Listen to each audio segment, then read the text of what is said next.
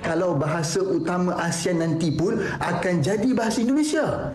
Pada waktu itu, bahasa Melayu kita tak akan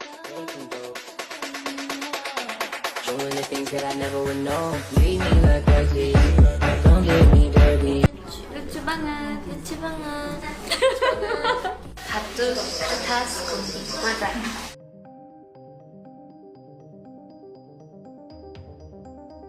Gara-gara keputusan konyol FAM Malaysia kini kembali buat ulah sindir Indonesia begini. Pemirsa, bahasa Indonesia akhirnya berhasil ditetapkan menjadi bahasa resmi atau official language dalam konferensi umum UNESCO. Namun sebelum kita bahas videonya guys, seperti biasa syarat nonton video di channel ini, subscribe, like dan nyalakan lonceng notifikasinya, agar kalian selalu mendapatkan informasi menarik dan terbaru setiap hari. Jika sudah subscribe, aku ucapin thank you guys, and mari kita lanjut. Bahasa Indonesia mencetak sejarah. Untuk pertama kalinya, bahasa yang lahir dari semangat Sumpah Pemuda ini kini diakui sebagai bahasa resmi dalam forum internasional di Majelis PBB. Ini bukan sekedar pengakuan, tapi pengukuhan atas posisi strategis Indonesia di panggung global. Namun, di balik euforia ini muncul riak kontroversi dari negeri tetangga Malaysia. Sejumlah netizen Malaysia melayangkan protes keras menuding bahwa UNESCO dan PBB seharusnya mengakui bahasa Melayu bukan bahasa Indonesia. Mereka mengklaim bahwa bahasa Indonesia hanyalah turunan dari bahasa mereka. Tapi benarkah demikian? Apakah protes itu berdasar atau hanya cermin dari kecemburuan budaya? Dan mengapa justru para profesor Malaysia sendiri mengakui kemunduran bahasa Melayu? Bahasa Indonesia mencatat sejarah baru dengan menjadi bahasa resmi dalam sidang Organisasi Pendidikan Ilmiah dan Kebudayaan Perserikatan Bangsa-Bangsa atau UNESCO. Keputusan ini menjadikan bahasa Indonesia sebagai bahasa ke-10 yang digunakan di forum tersebut. Keputusan UNESCO menetapkan bahasa Indonesia sebagai bahasa resmi merupakan hasil panjang yang membanggakan. Bahasa Indonesia akan digunakan dalam dokumen dan sidang UNESCO menambah nilai strategis dan kebanggaan bangsa. Meski menjadi kebanggaan nasional, keputusan ini memicu reaksi dari Malaysia.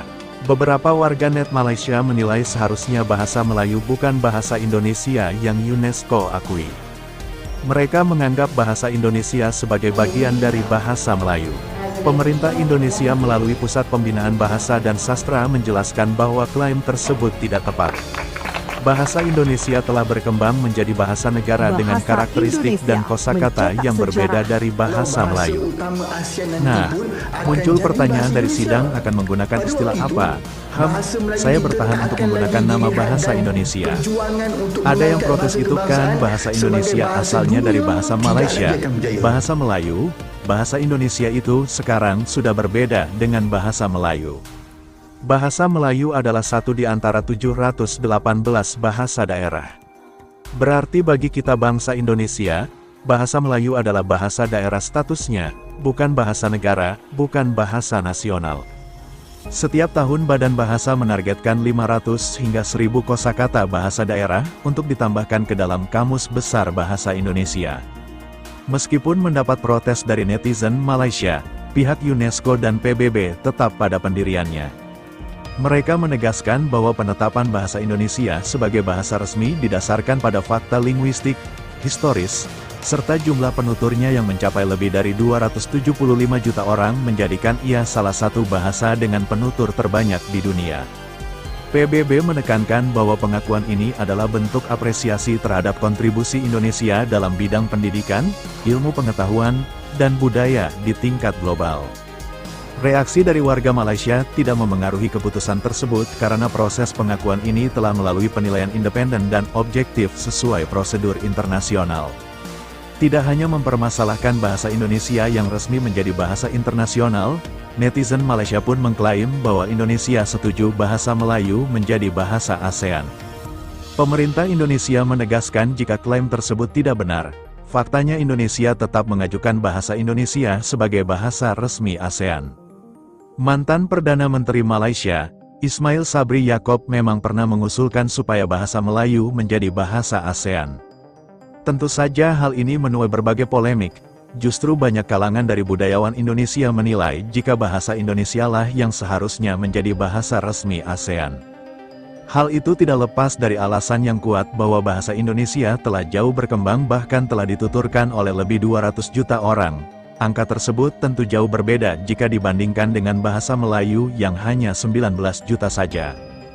Bahasa Indonesia memiliki penutur asli terbesar kelima di dunia. Bahasa Indonesia telah dipelajari oleh 47 negara dan telah memiliki penutur 200 juta lebih. Tercatat ada 428 lembaga penyelenggara program bahasa Indonesia yang diperuntukkan untuk penutur asing.